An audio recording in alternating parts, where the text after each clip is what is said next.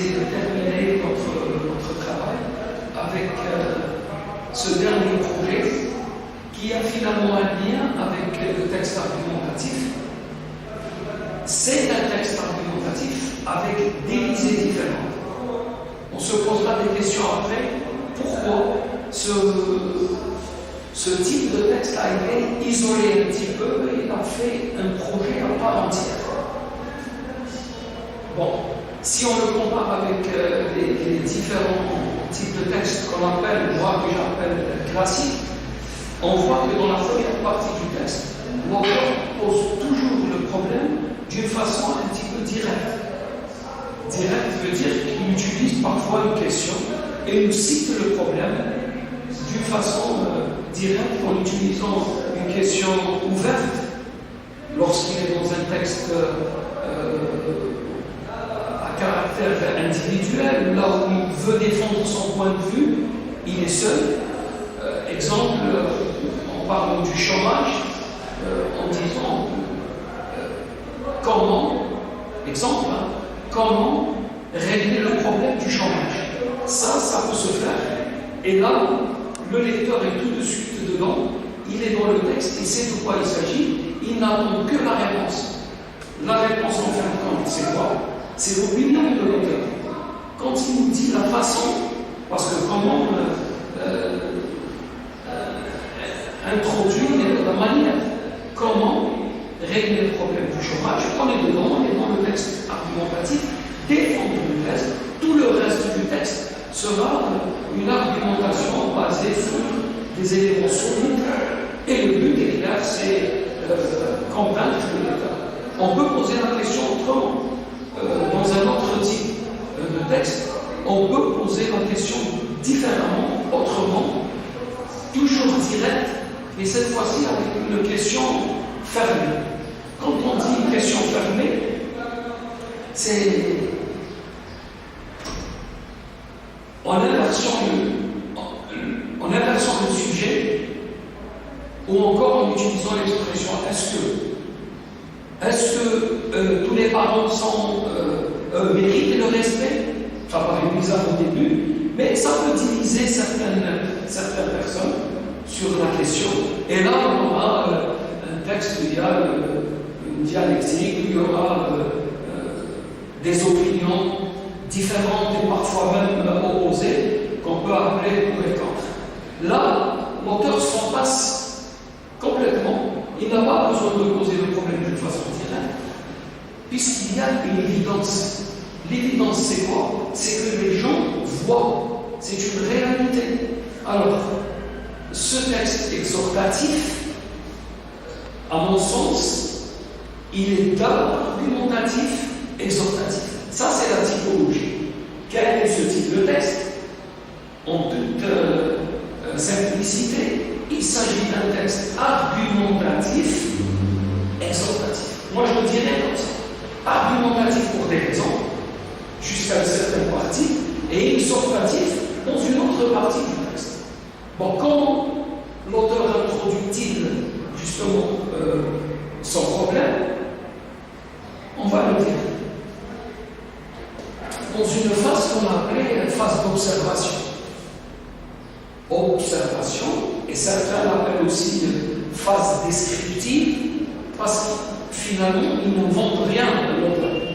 Il est là, il joue le rôle d'une caméra, il observe ce qui se passe dans la réalité et le rapporte à sa façon. C'est ce qu'on appelle la phase d'observation, dans laquelle l'auteur, c'est noté ici, l'auteur fait une description d'une situation négative. C'est pas qu'il juge négative, elle est négative. Réellement, on la voit, elle est négative. En regardant autour de nous, en prenant par exemple un quartier de notre chère ville Constantine, on peut voir que des gens jettent par exemple par les fenêtres, par les balcons, des sachets, des poubelles, laissent l'eau se stagner à l'entrée des blocs, des enfants jouent dans cette saleté et peuvent véhiculer pas mal de microbes, de maladies, tout ça. D'ailleurs, la situation que nous vivons maintenant, elle peut facilement s'adapter à ce type de description. Aujourd'hui, nous vivons une situation négative. C'est le coronavirus, le Covid-19. C'est quoi? C'est une situation négative. Elle n'est plus régionale, elle n'est plus nationale, elle est mondiale. Elle est universelle. L'homme peut vivre une situation négative que tout le monde voit et que personne ne peut nier. C'est ce qu'on appelle l'évidence. À l'évidence, le problème est posé. C'est-à-dire qu'on n'a pas besoin de le citer, il suffit de l'écrire et les gens nous diront bien sûr qu'il y a problème, bien sûr qu'il y a saleté, bien sûr qu'il y a insécurité dans nos rues, bien sûr qu'il y a cherté de la vie, bien sûr qu'il y a incivisme, bien sûr, etc. Ce qui fait que quand vous comptabilisez ici, il n'y a plus un problème, mais des problèmes. Donc, c'est ce qui fait que l'auteur ne peut pas finalement poser une question de dire il s'agit de telle chose. Parce que là, il y a réellement plusieurs paramètres rassemblés qui peuvent donner justement naissance finalement non pas à un problème, mais ces petits problèmes réunis ensemble nous donnent la problématique. Une vraie problématique, elle est compliquée, difficile à résoudre. Mais il faut passer au-delà. Bon. Pour réussir justement sa description, l'auteur emploie certains éléments qui lui facilitent. Et d'ailleurs, il est obligé. Il n'est pas là pour décrire le passé. Il est là pour parler d'un présent, d'une réalité. Il emploie un lexique péjoratif. Le péjoratif, c'est quoi? Ça sonne dans l'esprit du lecteur comme quelque chose qui dérange. Quand je parle de guerre, quand on parle de famine, quand on parle de violence, du non-respect, on sent que là, vraiment, il y a quelque chose qui ne va pas. Et si tout ça est rassemblé, ça va encore plus loin. Ça veut dire que le problème est profond et peut-être même compliqué. Alors, l'emploi du présent même. Vous savez que le présent peut être un présent narratif, par exemple, lorsqu'on raconte, lorsqu'on rapporte des événements du passé. Là, on est dans un présent qui décrit une réalité vécue. Cette réalité vécue permet à l'auteur de poser son constat négatif. Il l'introduit sans vraiment se soucier d'autre chose.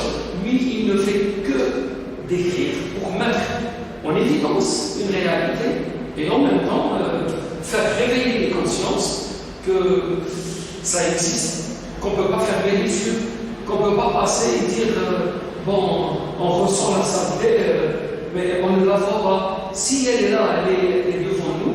Alors, quand on décrit une réalité de cette façon compliquée, avec le présent, le lexique, le péjoratif et tout ça, on ne peut plus parler de problème. On dira que l'auteur dit, ça lui permet tout ça de poser sa problématique. Et on a dit tout à l'heure que problématique, c'est beaucoup plus profond, beaucoup plus compliqué que problème. Problème, il est unique. D'ailleurs, le problème, on peut réfléchir. Quand quelqu'un nous pose un problème, il nous donne l'occasion de réfléchir, de raisonner psychologiquement par rapport à ce qui se passe et tout. Mais quand on dit problématique, ça veut dire que ça ne peut pas rester comme ça, il faut résoudre. D'où justement ce passage de l'auteur à une deuxième partie appelée phase argumentative. Là, vraiment, on a terminé avec la description. On passe à conviction. L'auteur a comme but spécifique et but unique convaincre de la nécessité du changement. Changement de quoi? De la situation, justement, qu'on avait cité avant. Si on prend l'exemple toujours des rues, de l'incivisme, de la saleté, tout ça, il ne faut pas que ça reste comme ça. On n'est pas venu juste pour la décrire. C'est vrai, on décrit pour réveiller la conscience collective, mais il faut passer au-delà. L'au-delà, c'est quoi? C'est aller vers une argumentation basée sur des éléments vraiment très solides, qui ont une base, qui sensibilisent enfin. Parce que là, dans cette situation, l'auteur essaie par tous les moyens de sensibiliser le lecteur et lui faire comprendre que la situation ne peut plus durer. Alors, quand on veut convaincre, généralement, quand on veut convaincre dans un texte argumentatif, vous le savez très bien, on a l'habitude de faire quoi? D'aller chercher l'argument, souvent introduit par un articulateur chronologique, connecteur aussi, appelé connecteur, on les repère dans le texte, et voilà, nous avons le nombre d'arguments. Là, l'auteur abandonne un petit peu cette tactique de ramener l'articulateur, introduire l'argument juste après, et le changer un tout petit peu. Pas totalement, mais un tout petit peu, puisque, à mon avis, je pense qu'il fait bien pour vraiment sensibiliser. Le mot là, l'articulateur, est changé par un verbe. Ça sonne beaucoup plus fort. Quand je dis il faut, ça veut dire qu'il y a vraiment urgence. On est devant quelque chose qui ne peut plus durer. Il faut faire quelque chose. Il faut soigner. Il faut corriger. Il faut changer. Ce verbe introduit une argumentation et peut-être même des exemples pour justement changer l'idée des gens, la vision de la population, par exemple, vis-à-vis. Bon, on voit la saleté, mais on ne sait pas ce que ça peut donner. Nous, au début, une bise, c'était du tout. Se toucher la main, c'était un geste tout à fait naturel. Se rapprocher de quelqu'un, parler dans le visage, dans l'oreille d'un camarade, le serrer comme ça, c'était tout à fait normal. Il faut que ça change. Aujourd'hui, les choses ont changé. Si le problème, c'est l'insouciance des gens, il faut que ça change. Nous sommes dedans, on est dans, ça coïncide bien avec ce qu'on est en train de vivre. Covid-19, le but se toucher la main en nous disant bon, il faut changer nos habitudes parce que ça risque de nous tuer. C'est-à-dire qu'on c'est la limite des choses. Ce n'est pas un jeu. C'est quelque chose vraiment de terrible. La mort, c'est vraiment un drame, que ce soit pour la personne qui perd sa vie, déjà, on n'a pas plus cher, ou encore une personne aimée, quelqu'un de la famille, qu'on risque de perdre comme ça. Alors, nos habitudes doivent changer. Un autre verbe d'urgence, on doit, ce verbe de devoir nous met devant une obligation. On doit changer. Nous n'avons plus le choix. Avant, peut-être, on avait le choix. Là, c'est très grave. Ça nous concerne et ça concerne le milieu dans lequel nous vivons. On doit agir. L'action, elle est essentielle. Et faire quelque chose pour justement éviter de garder cette situation telle qu'elle, sinon on n'aurait rien fait du tout. Mais pour que l'auteur ne nous nous accable pas trop avec des recommandations, avec des obligations, etc. Alors, parfois, il choisit d'introduire un autre verbe qui est la suite des deux premiers, c'est le verbe de pouvoir. En lui disant, écoutez, ne soyez pas fatalistes, ne vous découragez pas, on peut faire quelque chose. On peut réussir. C'est quelque part, il veut nous faire remonter un petit peu le moral, encourager les gens, leur donner la sensation que tout n'est pas perdu, que les moyens sont là, qu'il y a possibilité de transformer ce qui était vraiment négatif, mauvais, lamentable, en quelque chose de meilleur, de bien. Bon, maintenant, si le but c'est convaincre, parce que c'est la première visée du texte, il en a deux. Si le but c'est convaincre le lecteur de quelque chose, le sensibiliser que l'action à venir est importante, que le geste qu'il va faire va apporter quelque chose d'essentiel, et même si c'est infime, on est tous réunis pour le même but, le même objectif, c'est la transformation du négatif en positif.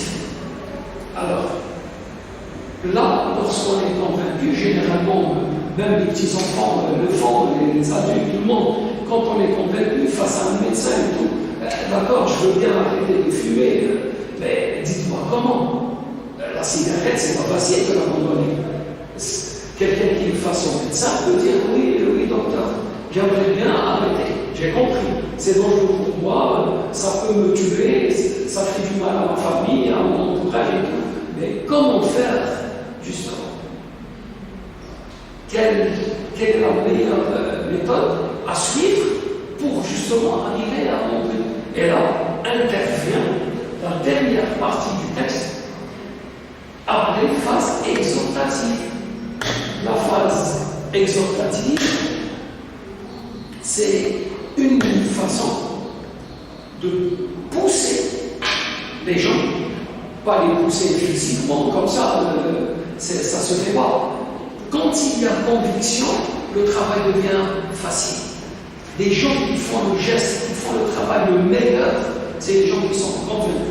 Sinon, ça devient un ordre, et l'ordre, quand il n'y a pas d'autorité, quand il n'y a pas vraiment la peur, il n'est pas bien exécuté, et parfois il est mal exécuté. Mais quand on est convaincu que le geste que nous allons apporter, le geste que nous allons effectuer, faire, ramènera quelque chose de bon, on le fait avec joie, on le fait et on est entièrement adhère à l'appel lancé justement par l'auteur dans cette partie. L'auteur lance son appel. Peut-être j'ai écrit un petit peu rapidement, je peux vous relire ici. Phase exhortative, l'auteur lance son appel. Bon, lancer son appel, dans la vie réelle, on peut lancer l'appel à haute voix. Karim, Omar, Lydia, venez ici. Mais là, il n'y a pas la voix. Malheureusement, dans le texte, l'auteur utilise autre chose pour justement attirer l'attention et appeler les gens. Il emploie un verbe dit performatif, à ne pas confondre avec le verbe de modalité. De modalité, c'est pour convaincre, et performatif, c'est dans le but de faire agir. Alors, cet appel-là, c'est pour attirer l'attention d'abord, faire adhérer. Je vais vous donner un exemple. Nous demandons, etc. Nous appelons, nous incitons, nous recommandons, ce sont des verbes pour faciliter l'introduction de la perte. Ensuite, juste après, les gens disent oui, on a écouté, d'accord, on est là, bon, qu'est-ce qu'il faut faire?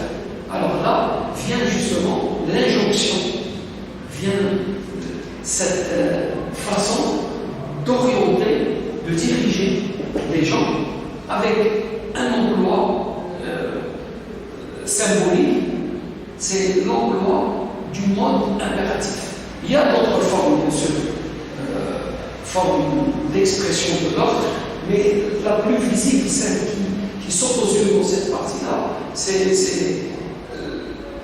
l'emploi du mode impératif.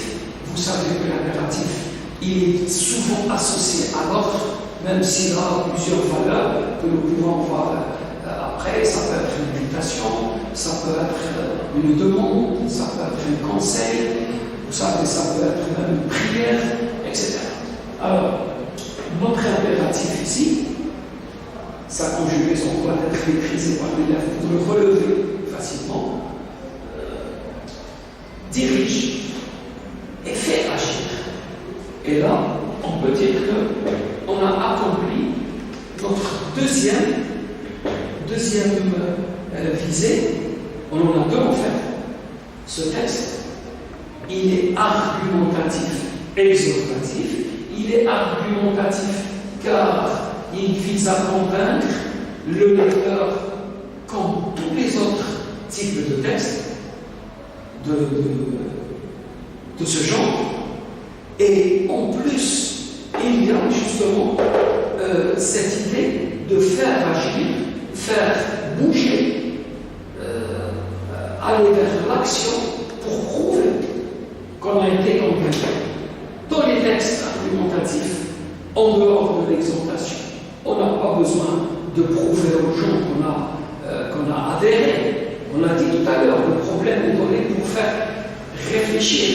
Là, c'est pour faire agir. Alors, ces différentes actions demandées, elles ont un but. C'est le changement de la première situation négative. Si vous faites ça, si vous l'écoutez, si vous réalisez, si vous êtes vraiment conscient et vous agissez en conséquence, tout ça, nous dit l'auteur à la fin, nous réussirons ensemble. C'est pourquoi j'ai dit, notez bien, souvent, dans ce texte, la dernière phrase du texte est au futur. Pourquoi le futur? Nous gagnerons, nous réussirons, nous atteindrons notre but. Le futur exprime en fin de compte une certitude. C'est vrai qu'il y a condition. Lorsqu'il y a application, il y a résultat. L'auteur nous dit ça. Si vous me suivez pas à pas, si vraiment il y a une discipline, aujourd'hui, on est dans l'idée de discipline, confinement général. Il y a des villes qui sont fermées totalement. Il y a des gens qui ont compris et qui adhèrent, qui font, qui suivent à la lettre. Les gens conscients, bien sûr. Les gens qui ont compris que ça peut devenir dangereux, ils agissent en conséquence. Et ça donne des résultats. C'est pas confiner pour confiner. Le confinement a un but. Et après, il y a les gestes, par exemple, de barricade, lavez-vous par les mains, tenez une distance de 1,5 mètre dans certains pays jusqu'à 2 mètres. Ça, c'est l'impératif. Lavons-nous les mains. Lavez-vous les mains. Tous les jours, à chaque rentrée à la maison, ne vous touchez pas le visage, ne vous touchez pas les yeux. Parfois même, quand c'est plus grave, portez un masque, ne sortez pas, etc. Ça, on a appris ces jours-ci. On a appris que l'ordre n'est pas toujours contre nous. Ce n'est pas, l'ordre peut être favorable à celui qui l'exécute. c'est des recommandations, c'est des directives, des orientations. La preuve que écouter et agir peut finalement s'avérer bénéfique pour une situation qui était au départ lamentable, avec le si là de la condition, si on fait, si on suit, si on, etc., ben, le résultat ne peut être que positif. Voilà ce que veut dire l'auteur dans son texte. Donc, je récapitule, il commence par poser la problématique, ensuite, problématique avec un lexique péjoratif et un présent indicatif, avec une valeur spécifique, décrire une réalité vécue. Lorsque la problématique est posée, l'auteur passe à l'argumentation proprement dite en utilisant des verbes de modalité qu'on retrouve souvent. Prenez les textes, prenez sur le livre, vous avez énormément de textes dans cette partie. Prenez celui de l'abbé Pierre, vous allez trouver jusqu'à 2-3 fois le verbe falloir, 2-3 fois le verbe devoir, le verbe pouvoir aussi, etc. Et enfin, lorsque les gens sont convaincus, lorsque les lecteurs adhèrent, et voilà, il y a l'appel lui-même, et cet appel, bien, texte argumentatif et explicatif. Déjà, cette appellation nous renseigne sur une chose, c'est que le texte finalement est double s'il n'est pas écrit, parce qu'il y a une description et on n'insiste pas beaucoup, la description on peut la faire et arrêter. Mais quand on argumente dans un texte de ce genre, on a un but en fait. On argumente pour convaincre de la nécessité d'un changement, et la question se posera, qu'est-ce qu'il faut faire? Justement, la réponse c'est essayer d'agir. Ne restez pas les bras croisés. Alors, d'où justement cette double visée communicative, ici, c'est convaincre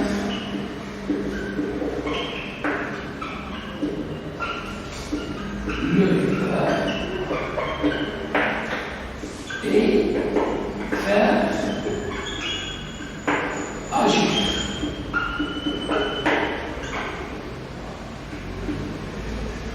C'est vrai que pour beaucoup, ça peut être faire réagir.